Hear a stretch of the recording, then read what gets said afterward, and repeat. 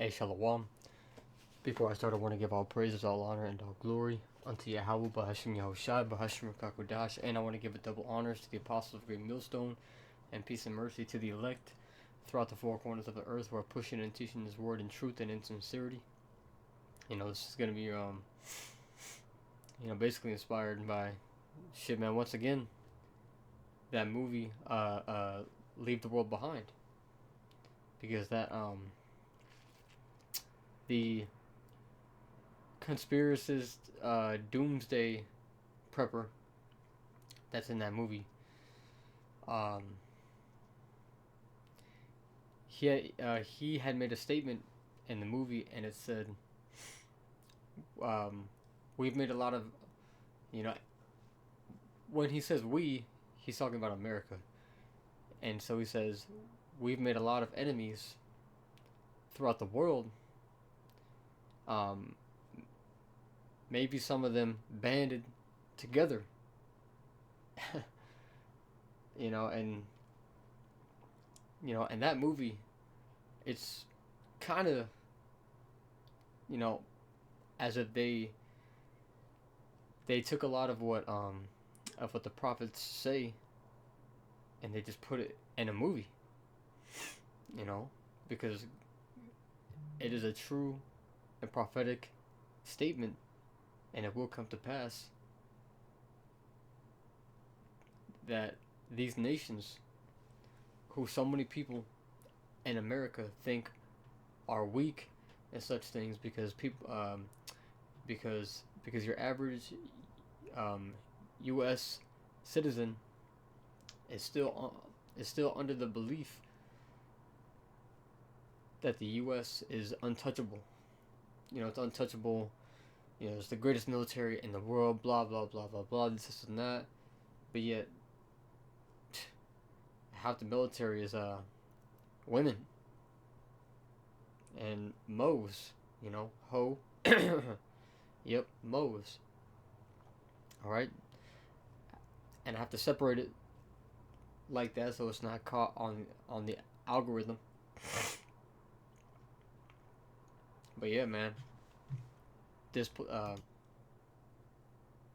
military has grown soft. People don't have a true motivation to really fight. And if you ask people that are in the military why they joined, they'll either say, "Man, I don't even fucking know," or they'll say that they joined just for the money, just for the benefits. All right, people don't got a backbone to fight for something. It's like the scriptures say that people shall be lovers of their own selves. People don't give no shits, man. People think that, hey, people don't believe that there's going to be attack on this place. But anyways, this is Jeremiah chapter 50 and verse 9, and it says, "For lo, I will raise and cause to come up against Babylon an assembly of great nations from the north country." And what's the north country, man? Russia. They're in the north and basically on the forefront of coming against America, man. That bear. Okay, Gog and Magog, that the scriptures talk about, man. And actually, since I had said earlier, man, that people are still under the belief that that all of those other nations are like third world countries and weak and shit like that. This is Joel 3, and I'll start at verse 9. And so it says, "Proclaim ye this among the Gentiles, prepare war, and wake up the mighty men. Let all the men of war draw near, let them come up. Beat your plowshares into swords, and your pruning hooks into spears. Let the weak say, I am strong." See? And it says,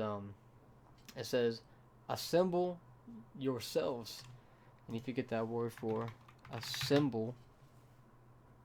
It says of people gathered together in one place for a common purpose. You know, and all of these other nations are going to gather together for one purpose, and that's going to be to destroy America, because this place has been a damn hammer and oppressor over the whole earth, man.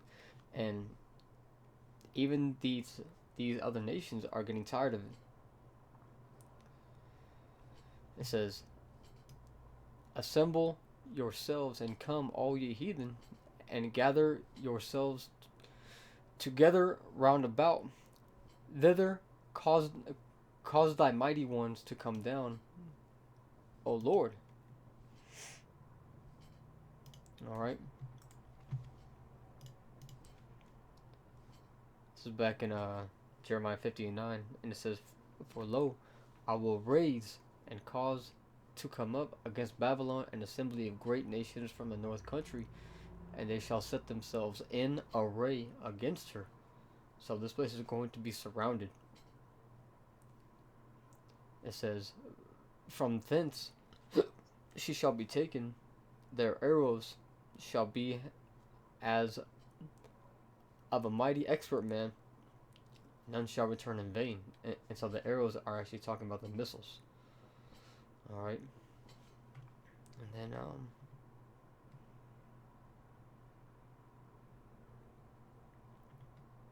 let me jump down to verse 14, and it says, "Put yourselves in array against Babylon round about, all ye that bend the bow." So all ye that that have a military, basically. All ye that bend the bow, shoot at her, spare no arrows. So all of these nations are going to empty all of their missiles, because after this place is destroyed, there's not going to be any need for violence,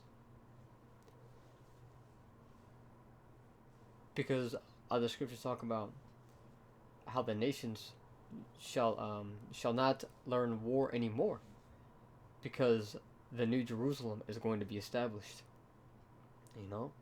and, and it's going to be ruled and governed by the so-called black people, by the so-called uh, um, uh, uh, Latino people, and by the so-called Native American people.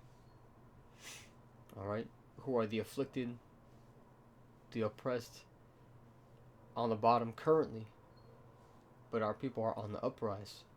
Okay, and the 2/3 of our people, okay, the majority of them are damn clowns, man. So yeah, they're gonna perish along with this place.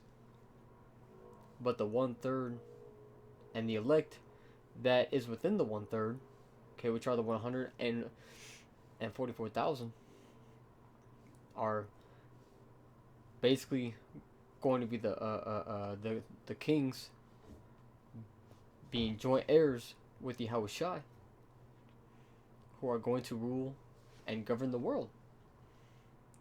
And the earth is going to be ruled by one government, okay, by one power, and it's going to be the Israelites, man, the true Israelites. So there's not going to be any need for these nations to spare their arrows, and so that's why it says, "Spare no arrows," and the Lord is going to put it in their heart to just empty the clip on this place, because because it says in Proverbs, I think it's like 23:1 or 24:1. It says that the Lord controls the hearts of the kings, and he turneth it whithersoever he will. So the Lord's gonna put it, in the hearts of the kings, because they have the weapons of his indignation. Those missiles are a part of his armory that have a purpose to destroy this place, man. It says, "Shoot at her, spare no arrows, for she hath sinned against Yahweh." All right, and this place is is the most adverse to the Lord. Everything that this place does is completely out of order. It's completely against the Lord, man. Everything is backwards. Okay, which is why the scriptures talk about surely your turning of things upside down, because they have turned things upside down. Okay, they've turned things upside down. They have put uh, the right for the left and the left for the right. They have called evil good, and they call good evil. So people are literally living a life that they think is right, but it's the opposite of what is right. Because they have been persuaded, and why? Because there's an evil damn king in the earth, man. Job 9:24, the earth is given into the hand of the wicked. Alright, and it says in verse Jeremiah 50:15, and it says, it says, shout against her round about, she hath given her hand, her foundations are fallen, her walls are thrown down, for it is the vengeance of Yahweh. Take vengeance upon her as she had done, do unto her. And and the U.S., aka Babylon the Great, goes into these other countries and brings war. And basically will go in to what is like a peaceful town and cause destruction, man. Blow up all their damn buildings and shit. So as she had done, do unto her. So that's what this place is going to receive. This place is not untouchable, and it is going to be plagued, and the Lord is going to take vengeance upon this place by the way of these other nations, man. And just to prove that, I'll close it out with this. Amos chapter 9 and verse 8. And so it says, behold, it says, behold, the eyes of the Lord Yahweh are upon the sinful kingdom. Okay, this is the most sinful place on the face of the earth. It says, and I will destroy from off the face of the earth, saving that I will not utterly destroy the house of Jacob. Okay, because the Lord is going to have mercy on the elect and the 1/3 of Israel. Okay, saith Yahweh. All right, so hey, this place is going to be destroyed from off the face of the earth. Thus saith the heavenly Father. Thus saith who the world calls God, and who you people call Jesus. Hey, he's gonna get his licks in as well. Read Isaiah 63. Okay, that's about Yahweh Shai. But anyways, man, I'm gonna leave it off on that. So with that, I'm gonna say shalom.